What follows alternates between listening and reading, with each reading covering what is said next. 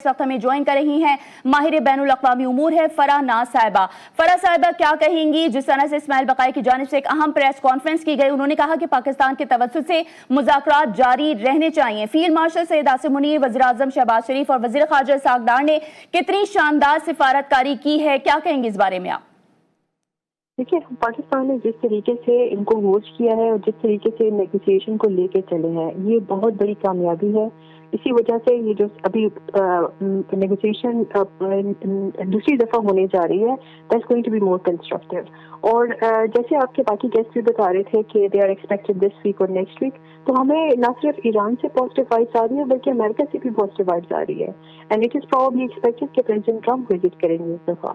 तो चीजें काफी मुझे लग रहा है कि बड़ी अच्छी तरफ जा रही है। और इस दफा ऐसा नहीं लगता कि नेगोशिएशंस अधूरी रह जाएंगी, लगता है कि कोई तकमील की तरफ जाएगी और जंग बंदी की तरफ जाएगी। जिस तरीके से ईरान से स्टेटमेंट्स आ रही है कि they want to end the war, लेकिन एंड द वॉर भी कुछ टर्म्स कंडीशंस पे होती है और वो टर्म्स कंडीशंस शायद वो उन्होंने कुछ भी तय कर दिया होगा and they are coming up to conclusion now.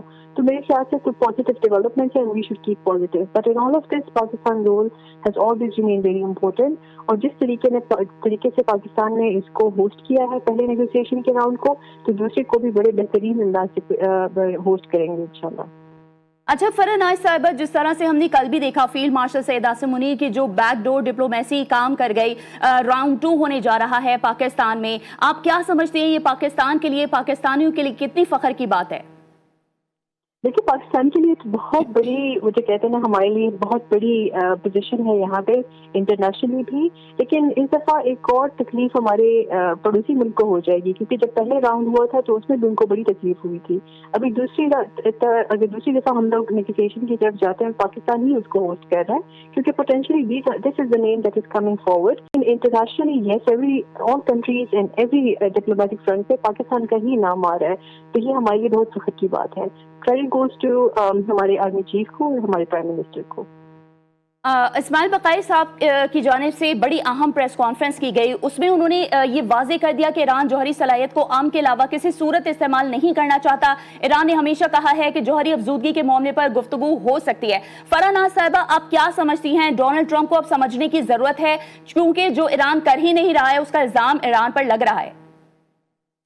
एक चीज जो जौहरी उनके पावर और उनकी कैपेबिलिटीज है, तो उसमें किसी हद तक ईरान ने ऑलरेडी बता दिया था कि वो उसको ट्रांसपेरेंट कर देंगे। जो पहले राउंड की नेगोशिएशन की मैं बात कर रही हूँ, तो I think Iran was more willing कि उस पर कैप लगा दिया जाए और उसको मोर ट्रांसपेरेंट कर दिया जाए।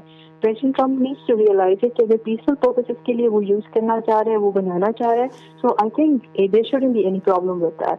But now even with all of this, जैसे उसके बाद पहले राउंड के बाद प्रेसिडेंट ट्रंप ने स्ट्रेट ऑफ हॉर्मुज़ पे अपनी, मुझे कहते हैं ना, पावर प्रेशर करने की कोशिश की।